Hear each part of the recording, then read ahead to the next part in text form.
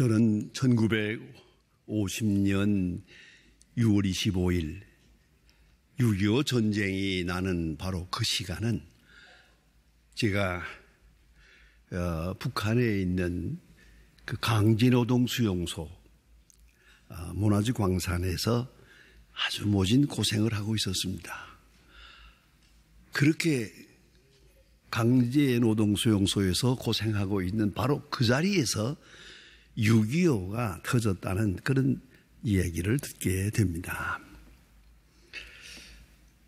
그리고 전쟁의 그 위험 속에서 용케 은혜 가운데 살아남았습니다.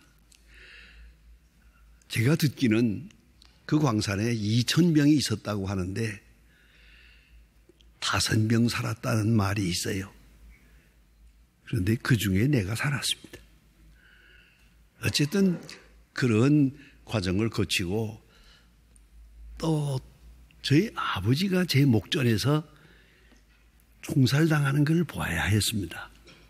그런 일도 끔찍한 일을 당하고 그리고 남쪽으로 와서 군대에 입대하고 수색대에 들어가서 많은 고생을 하고 많은 그 여러 사람들의 여러 모양으로 죽이고 죽고 하는 전쟁의 그 한가운데서 경험을 하게 됐습니다.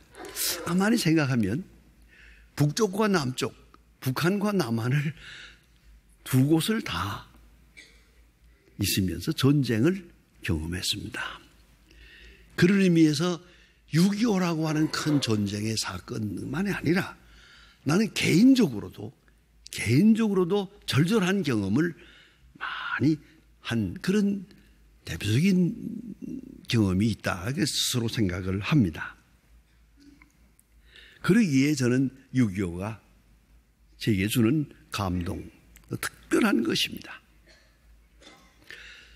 제가 미국을 갈 때마다 미국에 있는 워싱턴 DC에 있는 그 6.25 전쟁 기념관을 꼭 방문합니다. 우리 어디 가서 벌써 3번 갔다 온 것 같습니다. 전쟁 기념관에 가면 수만 명의 미군들이 한국에 와서 희생된 것. 그들의 이름이 그 벽에 쫙 새겨 있습니다. 이렇게. 그 새겨 있는 바로 그 벽두에 큰 글자로 이렇게 쓰여 있습니다. 그것이 제일 인상적입니다. Freedom is not free. 딱 한마디입니다. Freedom is not free. 이것이 모든 문제에 대한 해답을 줍니다. 왜 전쟁이 있었는지, 왜 전쟁은 있어야 하는지, 전쟁의 결과는 뭔지 말해주는 딱 한마디. Freedom is not free. 자유는 공짜가 아니다. 여러분, 거저 얻어지는 것이 아닙니다. 우리의 이 자유를 위해서 외국에서까지 수만 명이 와서 여기 와서 죽었습니다. 자유는 거저 얻어지는 게 아닙니다. 우리가 이 누리는 자유가 얼마나 소중한 것이고 엄청난 값을 지불하고 우리가 있다는 거 잠시도 잊어서는 안 됩니다. 자유 수호의 희생자를 통해서 우리가 이 자유를 누리고 있는 것입니다.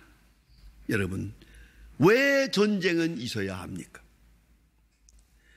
여러 가지로 많은 사람들이 공부하고 연구하고 논문을 내놓습니다만은 제가 아는 대로는 에밀 브루너의 Justice, Freedom and Society라고 하는 책이 제일 마음에 든다고 생각해 봅니다.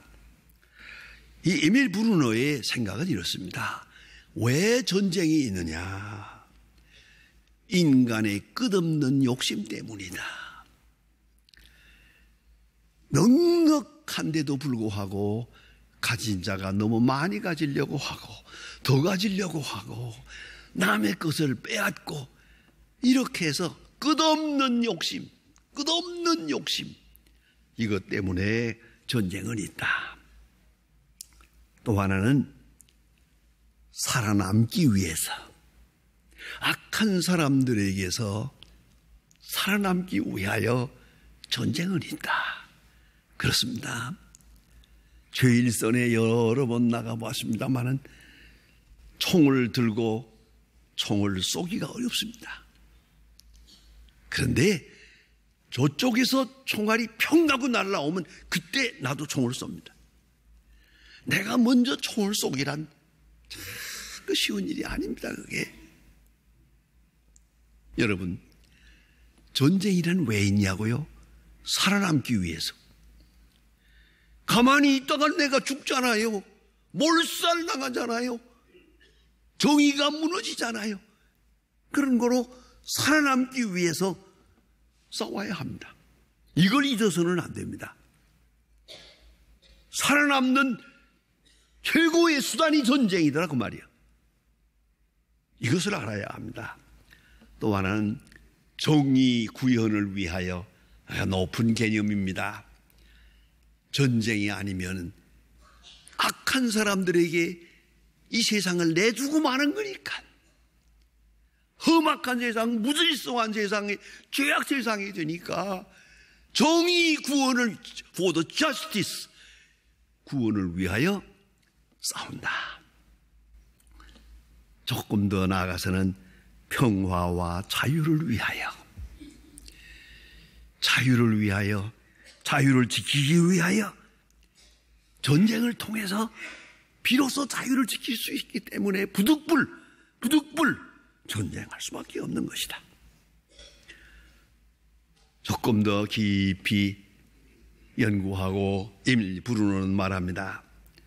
하나님의 권능과 그 심판을 대행하기 위하여 우리가 모르고 있지만은 전쟁 속에 하나님의 능력, 하나님의 권능, 하나님의 사랑, 하나님의 자, 그게 참으로 중요한 당신의 사람을 구원하시는 역사를 이루어가고 있는 것이다.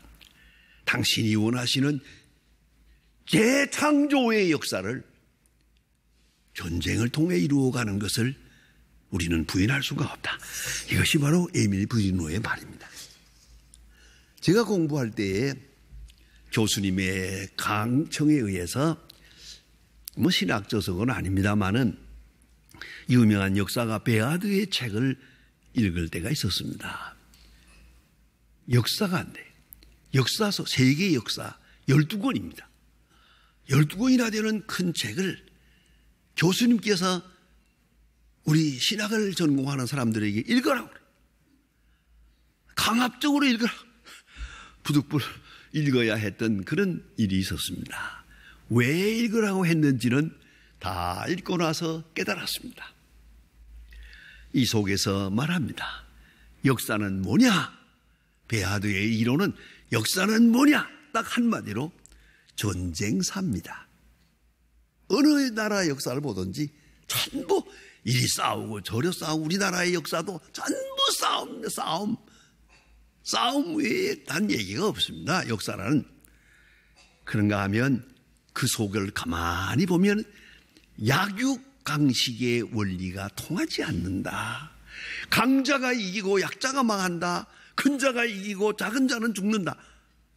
이상하게도 동물의 세계를 봐도 강자는 다 멸종되고 약자만 살아남습니다. 역사를 보아도 강한 자는 다 무너지고 하잘턱없는 약한 자가 이기는 그런 역사다. 이게 베아드가 본 것입니다. 그런가 하면 역사 속에는 부인할 수 없는 것은 하나님의 심판과 구원이 함께 역사하는 것이다.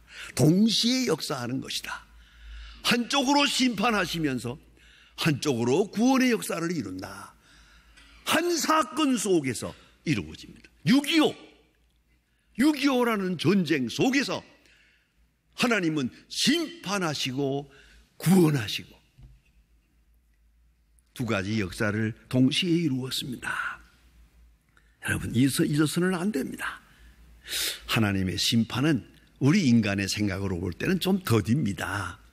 여러분 생각에 요 사람 망했으면 좋겠는데, 이런 사람은 그냥 당장 그저 빼버렸으면 좋겠는데, 하나님이, 왜 그럴까?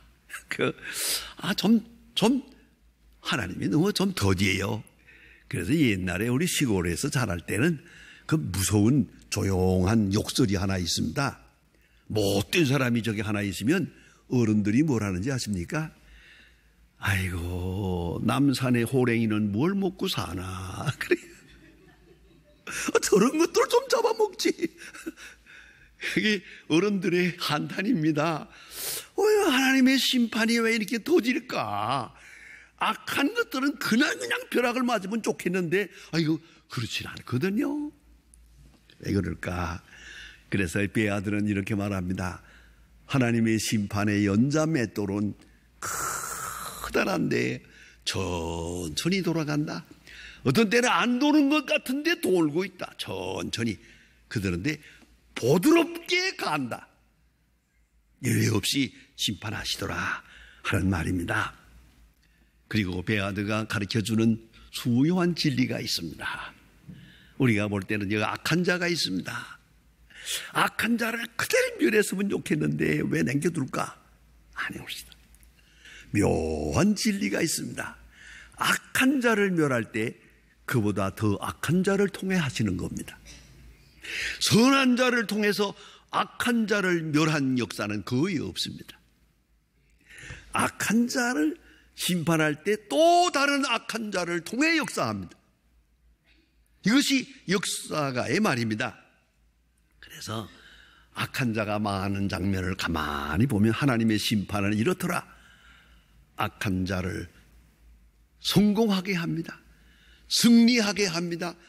전쟁에 이기게 합니다. 그리고 교만하게 합니다. 그 다음에 꽝 하고 무너집니다. 이게 하나님의 심판이더라. 악한 자를 처음부터 실패하게 하고 무너지게 하는 게 아니라 성공하게 해서 그들의 욕심이 성공하게 해서 끝까지 올라가서 교만했다가 꽝 하고, 그게 하나님의 심판의 방법이더라. 일평생 역사를 연구한 베아드의 중요한 발견입니다. 그리고 또 있습니다. 이상한 것은 전쟁이 일어나서 죽고 죽이고 다 망하고 하는 것 같아도 아니에요. 그 속에 오묘한 신비로운 일이 이루어지고 있다. 그게 뭐냐면 벌과 꽃과 같은 관계다. 벌이 다니면서 꽃에서 꿀을 빨아냅니다. 꽃이 뭐라고 하겠습니까? 이 날강도야, 남의 꿀을 왜 뺏어가냐? 하지만 그렇지 않습니다. 이 꿀을 뺏어가면서 그 다음 꽃으로 옮겨다니면서 술을 옮겨 놓습니다.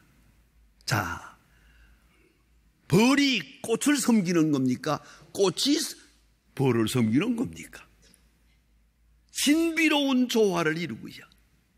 빼앗기는 것 같은데 심부름을 시키고 있고, 잃어버리는 것 같은데 큰 것을 얻고 있어요. 이런 조화, 신비로운 역사가 역사 안에 전개되고 있다. 이 베아드의 말입니다. 여러분, 오늘 성경 말씀, 여호수아가 전쟁에 패했습니다. 그리고 나서 통곡을 합니다. 별로 크지도 아니한 아이성을 쳐들어갔다가 전쟁에 패하고 많은 사람이 죽었습니다.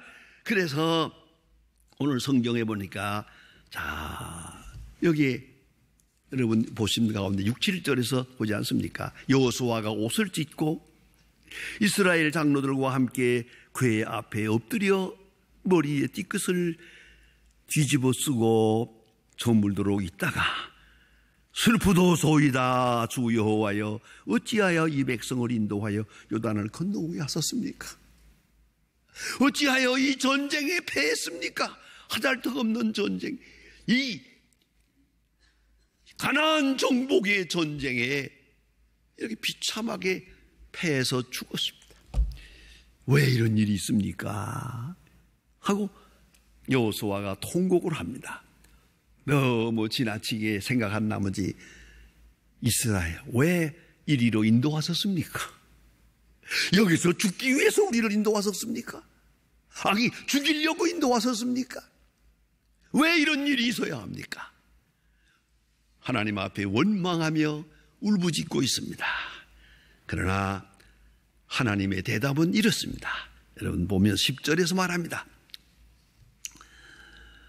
이스라엘이 범죄하여 내가 그들에게 명한 나의 언약을 어기었음이며 그들이 온전히 바친 물건을 가졌습니다. 도적질하여 속이고 그것을 그들의 물건 가운데 두었음이로다.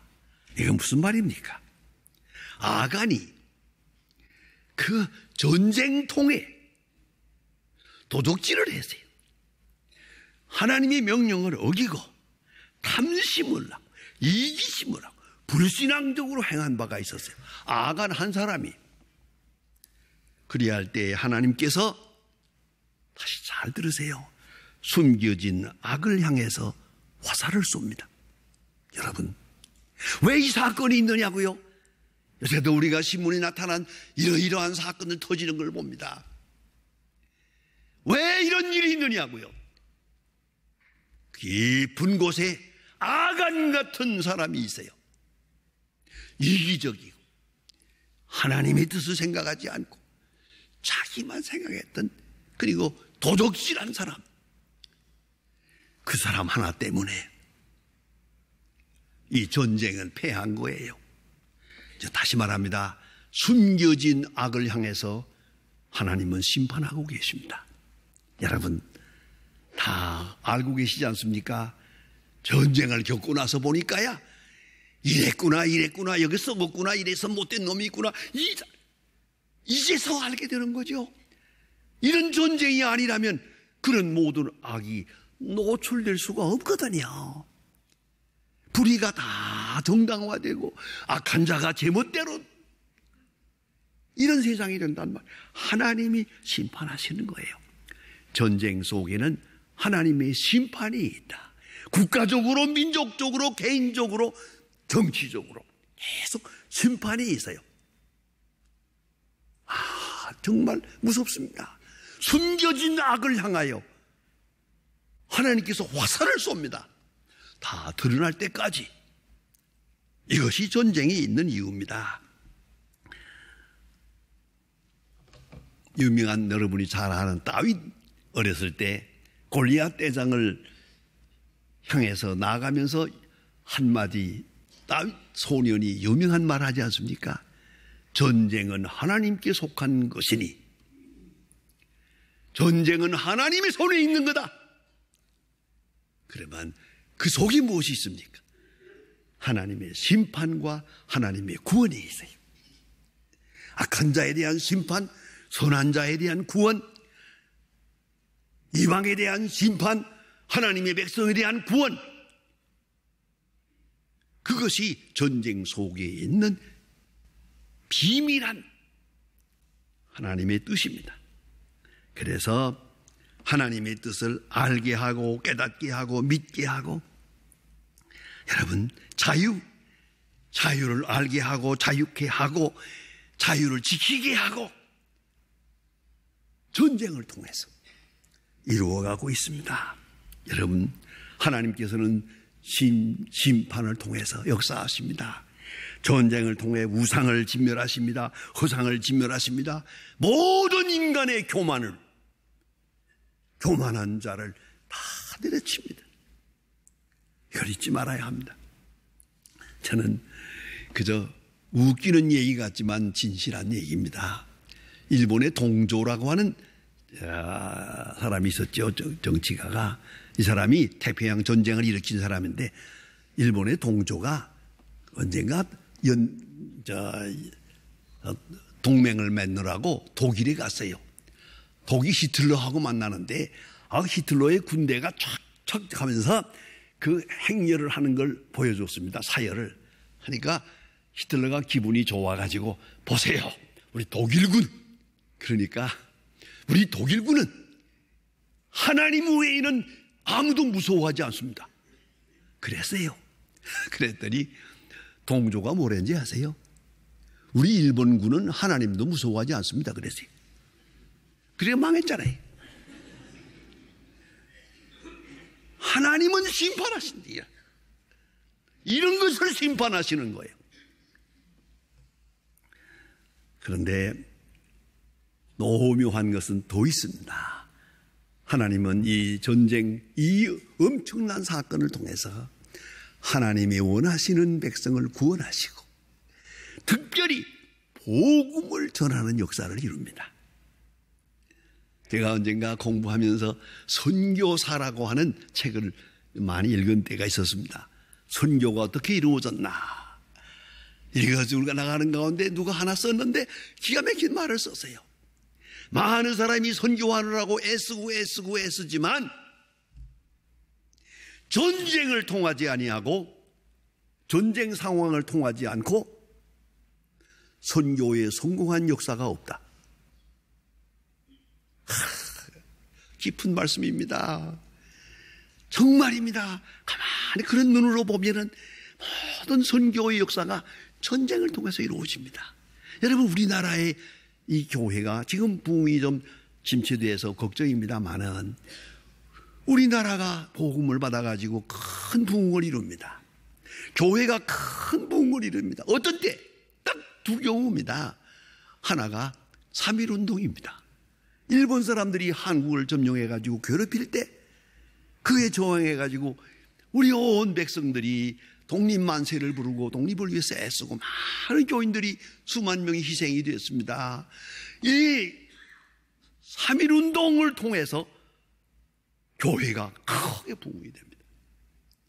두 번째 계기가 6.25 전쟁입니다.